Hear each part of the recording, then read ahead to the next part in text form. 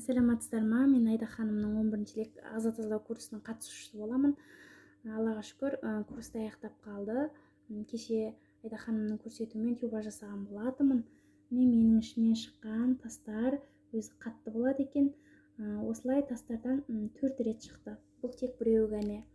Сосын курстың ортасында менің жеңгемнің ішінен осылай құрттар шықты. Бұл тек біреуі ғана. Тағы да ақ құрт шыққан, ол менің телефонымда жоқ екен. Өзімдегі жеңілдіктерді айтсам, өзім астмамен ауыратынмын.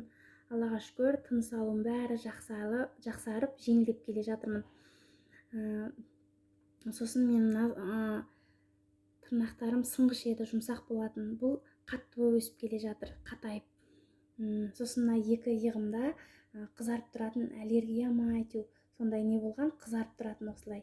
2 жылдай болып қалған. Сол кетіп қалды, өткен аптада жоқ болып кетті. Сосын менің мынау мүйізгек дейміз ба, қатты болатын, қазір бұл жұмсарып келе жатыр. Аллаға шүкір, өзімде үлкен жеңілдіктер бар, өзгерістер бар. 7 килограмм салмақта тастадым. Айда ханым, командаңызбен өздеріңізге рахмет, Алла разы болсын. Өстіп халыққа көмектеріңізді тигізіп жүре беріңіздер. Мендегі әзірге есіме түскен өзгерістер осы, тағы да басқа да өзгерістер болса, сіздермен бөлісетін боламын. Аман болыңыздар.